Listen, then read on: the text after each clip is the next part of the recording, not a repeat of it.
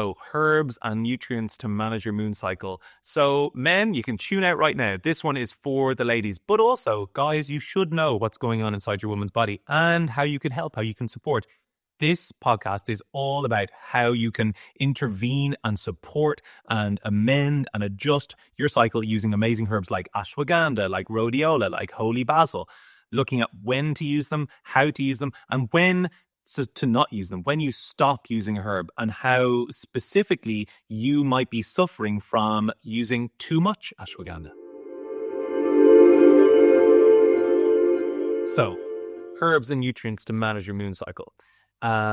It's a broad topic, as broad as the ocean, because it encompasses and is influenced by every single part of your life. Your immune system, your digestive system, hormones like blood sugar metabolism, hormones like insulin, stress hormones like cortisol and adrenaline, your norepinephrine things, or whatever part of the world you're in, your thyroid hormone, like all of these things have fundamentally a massive influence on how your menstruation behaves, and also your menstruation has a massive effect on those things as well.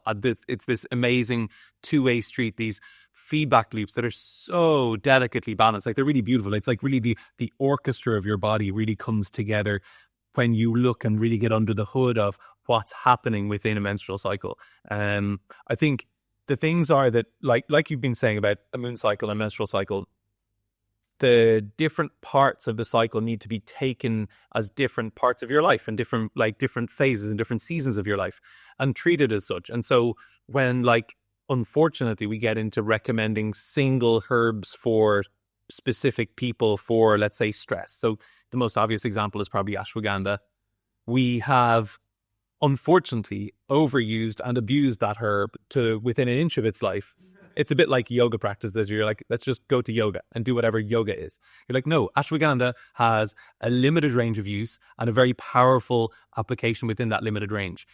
It is a fantastic herb for dealing with stress when you are in a low place, in a low physical or mental place, in a vulnerable place, because it's one that gives this masculine kind of go forward, walk through walls kind of potency and virility and capacity for coping with stress. So when do you need that? Maybe just during your cycle, maybe just after your cycle when you're coming into that spring. But when you don't, and the problem is that people are often given it for sleep. And let's say your sleep is deranged at some point in your cycle, let's say it's the end of your cycle, maybe it's really useful then, because maybe you're in kind of that overthinking, ruminating sort of mode. And ashwagandha is like, be more masculine, be more single-minded, gives you that lovely capacity. And you're like, okay, life just feels a bit simpler and a bit more like, I can cope. But then mid-cycle, right, where you're like out in the full flow of your life and you're like doing your things and you're like exercising lots, and your body is already at like its kind of peak sex hormone production in terms of estrogen anyway. What you don't really want to do is add on a herb that then is going to support testosterone production on top of that, which can send people really over the edge and lead to sleeplessness actually. And I have so many clients who've come to me with deep sleeplessness issues and going on for years, and they're saying, I'm doing everything right, I'm hydrating all the time, and I don't drink coffee, and I take ashwagandha, and I'm like, what? Shit.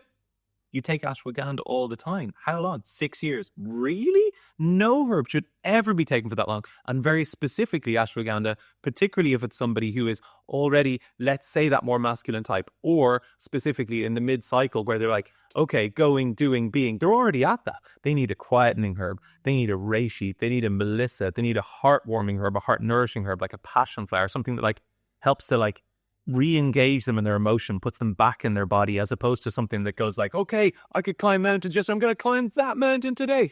That's not, the problem is we live in this constant summer in human society, right? And that's the thing that ashwagandha serves. It lives in the constant summer. It gives you that sense of it. But that's also it's a fuse, and you burn it thin and then it expends itself. So balancing those herbs looking at the sort of, Schisandra, ashwagandha, rhodiola, those are like end cycle or like during bleeding phase sort of herbs, cordyceps likewise.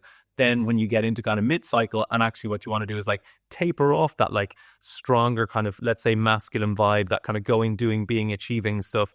That's when you might use, let's say, for sleep or stress management, things like reishi and lemon balm and passion flower and holy basil and those sorts of advice, if that makes some sense. Yeah. It's so, I mean, the thing is, when you come into this, what you really realize, it's all about cycles, and it's about honoring those cycles and the cycles of your day, the cycles of your life, the cycles of your moon, the cycles of your herbs, which ones you're taking. And what we tend to do is do a broad brush strokes, like, this is the thing, do this, and we're not altering them. But what we really need to do is look at those waves and ride those waves accordingly. Yeah. Like I take herbs for deep stress, ashwagandha, rhodiola, on days when I haven't slept well and I'm feeling vulnerable.